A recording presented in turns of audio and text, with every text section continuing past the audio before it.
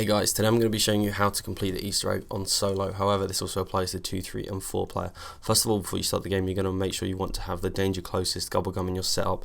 This is because it makes the Panzer's shock charges have no effect whatsoever, and I think this is the best GobbleGum to use for the boss itself. So you're going to want to get it maybe 1 or 2 rounds before you go to the boss itself. So first of all, you're going to want to get the bow itself as a lower round as possible. So by doing this, you can spawn infinite amount of zombies.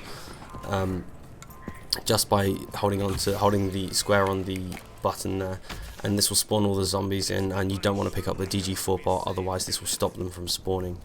So do this for as long as possible until you have got the upgraded bow. So I do recommend the storm bow for solo, as it does the most damage to the final boss itself. So once you've got the bow, you're going to want to put it back straight away and then go and grab the Wrath of the Ancients to begin the actual step, the first step itself. In this first step, you have to shoot the teleporter prongs on here until they're gold, and once you've done that, you will hear a Magma sound like so. And the next step here, we have to go and activate all the Wisps. So there's 8 locations which I'm going to be showing, and these Wisps are sort of electrical bundles. They're small, they're really easy to notice, and I've labelled them all with arrows, and we're going to have to shoot these, and we have a certain amount of time to get around the map and find the next one. You have to shoot 4 out of the 8 locations, and you'll see what they look like in a second.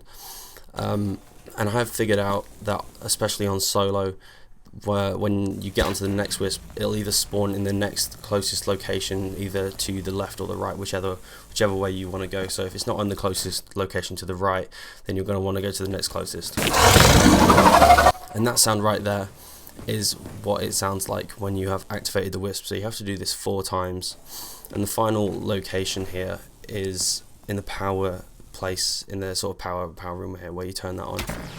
And this is what it's going to sound like when you completed all 4 Wisps. So this indicates we're now on to the next step, and as you'll notice, when you come to the teleporter, it's turned purple in the middle, sort of on the floor area. So you want to go over to it. You have to actually pay for it yourself. It's not going to teleport you automatically. This will teleport you back in time to Professor Growth's room, and in this room we're going to want to go and grab that canister of souls in that corner right there, and then the other corner we're going to want to go and grab this fuse thing. I think it's a fuse there, and you're also going to want to memorize the code that he puts in. It's really easy. There's only 4 things: triangle, circle, square and lightning, so they're really easy to remember. However, that will change every round, so if you do forget it, then you will have to go another round, do the Wisp step again so you can get back there. A Panzer will spawn in when you've done this, but ignore that. Just deal with it as you can, and then we can move on to the next step. So first of all, you need to activate the death ray, otherwise this next step won't work. So you want to go put the fuse in there, and then set the death ray to protect mode. So step 4, you have to come and input the code that you just saw and memorized in Growth's room. This is really simple. All you have to do is go up to this computer station and hold square, and that sound right there indicates that you have completed it right. So next we're going to want to come back to the teleporter room, and if you enter the right code, there will be 2 things you can pick up in the safe. This will indicate that you have completed that step right, and the next thing we're going to want to do is come back to the death ray and insert these, I don't know what they are, like maybe fuses, and put them into the death ray, and then change the death ray back to destroy. Otherwise the next step probably won't work, I don't think. So next, step 5, we're going to have to repeat the Wisp step so we can go back in time once again, because we have to go back in time for the next step, and for this step you will see that Growth is no longer there. However, we need to go over to this corner of the room and hold square on that Apothecum book, and this will open this box here, which has a tablet in it, which is required for a later step. So next step, we have to play Samantha Saves. This is a memory game, which is really easy, to be honest. There's only four symbols. So there's circle, square, triangle and lightning, and you have to memorize the order of which they are on the screens, and then go to that corresponding screen when it appears on the big screen. So while I'm doing this, I just say whatever it's in my head. I say it over and over again what was on the screen. So for example, triangle, circle, square, lightning, triangle, circle, square, lightning. I'll just constantly say that until I've completed it, and it's really easy.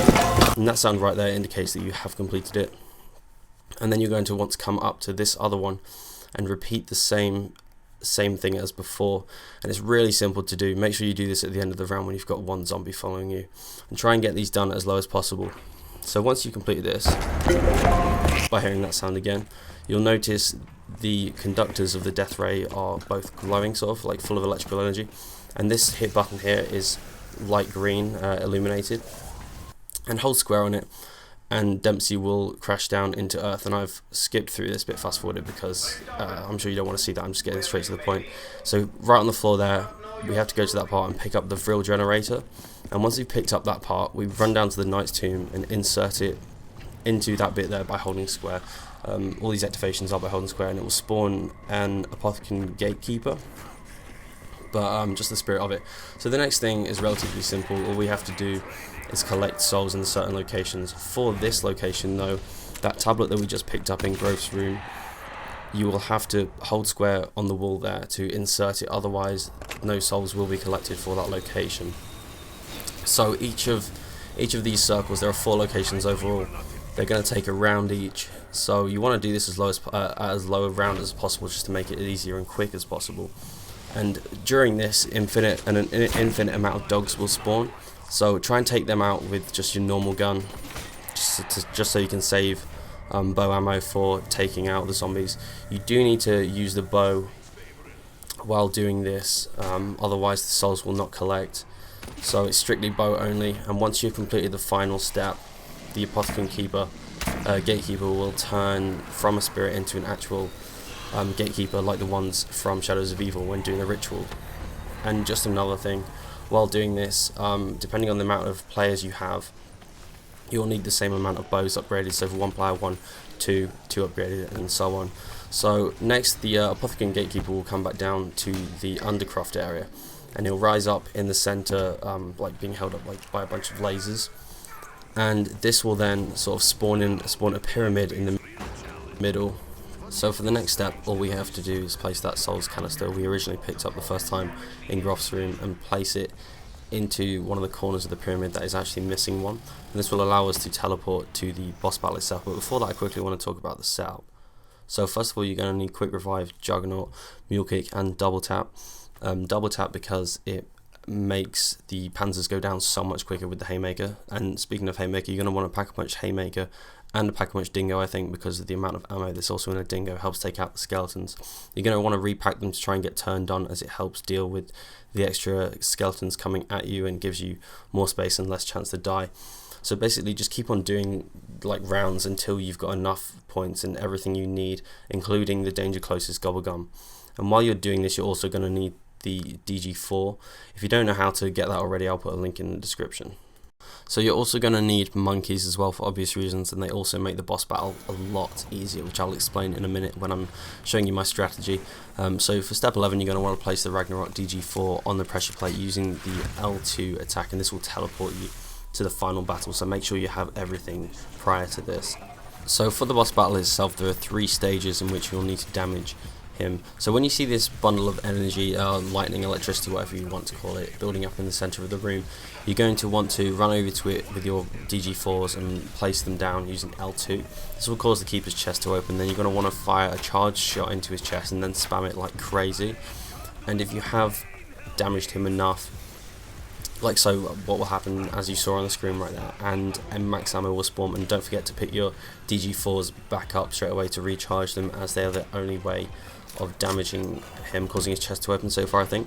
So next, after you've done the first wave, the first series of damage to him, a bunch of panzers are going to spawn. I think 4 panzers are going to spawn, and so take your Haymaker out and deal with these quickly. As you'll notice, the shock charges aren't doing any damage to you whatsoever, and they aren't stunning you, which is really helpful, thanks to the GobbleGum that we're using, and it also might cause the magma on the ground to not damage you. So they'll spawn a max ammo in the middle of the room and throw a monkey just before you go and get it.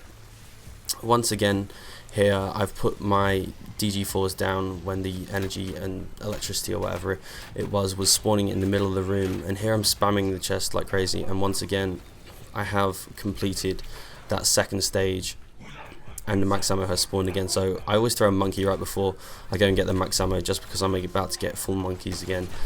And then after you've done this, another wave of panzers will then spawn in. So 4 of them again. Deal with them as quick as possible. If you've got turned on your Pack Punch gun, it will make it a lot easier because the skeletons will be half taken out. So deal with these panzers as quick as possible. Go grab the max ammo, throw monkeys when you need to, and then here you'll see I actually failed this this bundle of energy when it came out. I failed doing enough damage to him. So when you're doing this, if you don't damage him enough, the electricity in the middle of the room is going to sort of damage, like spread throughout the whole of the room, and when this happens you're going to want to be stood behind one of the pillars for it not to damage you. And when doing this, you're going to want to get the bow out and fire a charged R2 shot at your feet so as to keep away all the zombies that are near you, and you can just stay behind the pillar safely so the electricity won't shock you. As it does, if it does shock you, you'll die straight away, and which is real pain because you don't want to have to go through all that again. So once again, this is the my third attempt at damaging him here, well, the third real attempt in which I actually succeeded. And what I do for my actual strategy, I go and place the DG4s, and then I throw a monkey, fire an R2 charge shot into his chest, and then spam like crazy. I throw the monkey just so the skeletons are not coming near me and attacking me, and I always try and keep a turn zombie, at least one going around the room to try and keep all the zombies or all the other skeletons away from me. So that's pretty much it. When you've killed them, your body will start spinning in the air, and then you'll get teleported back to the Eisendrache map itself. So for step 12, you're going to want to come to the pyramid, which will again spawn in a second, and you're going to want to hold square on here, and this will pick up the summoning key. So once you've got the summoning key, you're pretty much done and you're ready to launch the rockets to the moon. So next you want to come up to the computer as we previously entered in Grove's code and hold square on it there to place the summoning key on it.